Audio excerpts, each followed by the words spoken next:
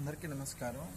ఇక్కడ ఈరోజు నేను జనరల్గా ఒక విషయాన్ని గమనించాను. చాలామంది ఏంటంటే ఇప్పుడు తల్లిదండ్రులని వృద్ధాశ్రమాల్లో పడేస్తున్నారు. వాళ్ళు బతికినంతకాలం మీకోసమే బతికి మా పిల్ల, మా కూతురు, మా కొడుకు కుటుంబం కోసమే అన్ని త్యాగాలు చేసి, నువ్వు చిన్నపిల్లడుగా ఉన్నప్పుడు నీకేం తెలియదు, నీకు అన్నీ కడిగారు, నీకు యాక్సిడెంట్ అయినా లేకపోతే నీకు ఆరోగ్యం బాగాలేనప్పుడైనా చూసారు.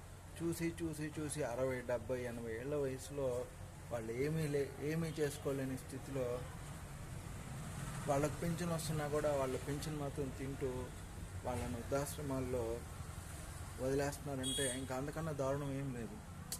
ఈరోజు అనుకోకుండా నేను ఒక సంఘటన చూశాను. కనీసం నా ఫాలోవర్స్ అయినా నన్ను చాలామంది అడుగుతుంటారు, సార్ మీరు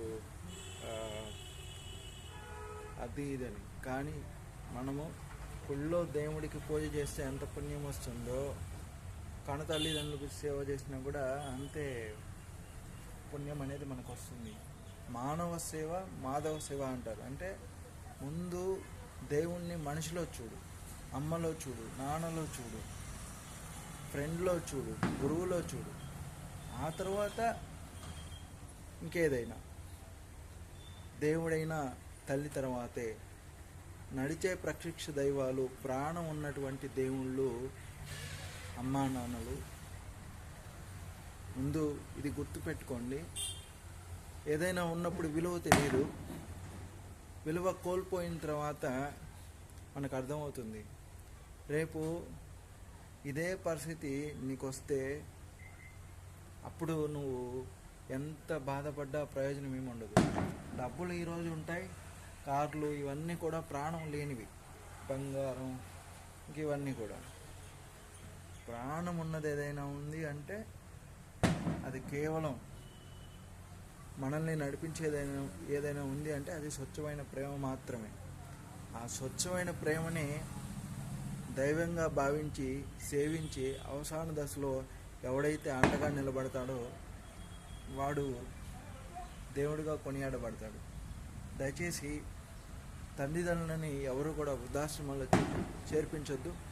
వాళ్ళు మలమూత్రాలకు వెళ్ళినా కానీ ఆ మలాన్ని కూడా మీరు పవిత్రంగా భావించండి, ఆ మూత్రాన్ని కూడా పవిత్రంగా భావించండి. వారికి దేవుడికి అభిషేకం చేస్తున్నాం అనుకోనే మనము